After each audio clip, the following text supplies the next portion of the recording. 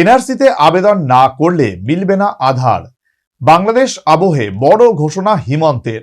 সীমান্তে বাড়ছে অনুপ্রবেশ। এই অবস্থায় মন্ত্রিসভার বৈঠকের পর এই ঘোষণা অসমের মুখ্যমন্ত্রীর। এনআরসির জন্য আবেদন না করলে মিলবে না আধার কার্ড। বাংলাদেশ নিয়ে উত্তেজনার আবহে বড় ঘোষণা অসমের মুখ্যমন্ত্রী হিমন্ত বিশ্ব শর্মার। সাম্প্রতিক সময়ে বাংলাদেশে সংখ্যালঘু নির্যাতনের ঘটনায় উদ্বেগ বাড়ছে পশ্চিমবঙ্গ, অসম, ত্রিপুরার মতন সীমান্তবর্তী রাজ্যগুলির। পদ্মাপাড়ে অশান্তির জেরে অনুপ্রবেশের সংখ্যা বৃদ্ধি পাচ্ছে। এই অবস্থায় বুধবার বৈঠক করে হিমন্তের মন্ত্রিসভা।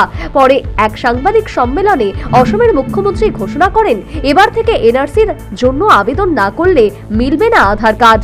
অসমের মুখ্যমন্ত্রী জানান, প্রাথমিক তথ্য যাচাইয়ের পর ইউআইডিআইএ সেই আবেদনপত্র রাজ্য সরকারের কাছে পাঠাবে যাচাইয়ের জন্য। স্থানীয় সার্কেল অফিসার প্রথমেই দেখবেন যে আধার কার্ডের আবেদনকারী বা তার মা বাবা এনআরসিতে অন্তর্ভুক্ত হওয়ার জন্য আবেদন করেছেন কিনা। যদি এনআরসির কোনো আবেদন পাওয়া না যায় তবে আধার কার্ডের আবেদন বাতিল করে দেওয়া হবে। সোজা কথায়, এনআরসিতে আবেদন না করলে মিলবে না আধার কার্ড। অনুপ্রবেশ ইস্যুতে বারবার সরব হয়েছে বিজেপি।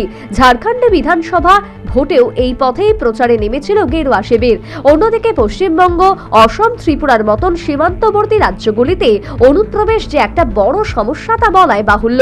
এর মধ্যে হাসিনার পতনের পর সংখ্যালঘু অত্যাচার বেড়েছে বাংলাদেশে। গত কয়েক সপ্তাহে অশান্তি বৃদ্ধিতে সীমান্তে বাড়ছে অনুপ্রবেশের ঝুঁকি। এই আবহে বুধবার হিমন্ত বলেন, ওপার বাংলা থেকে অনুপ্রবেশ নিয়ে যথেষ্ট উদ্বেগের কারণ রয়েছে। বিগত 2 মাসে বহু অনুপ্রবেশকারীকে গ্রেপ্তার করেছে অসম ও ত্রিপুরার পুলিশ ও বিএসএফ। সেই কারণেই আমাদের কঠোর পদক্ষেপ নিতে হবে। আধার কার্ড ও এনআরসি নিয়ে কড়া অবস্থান নিচ্ছে অসম সরকার।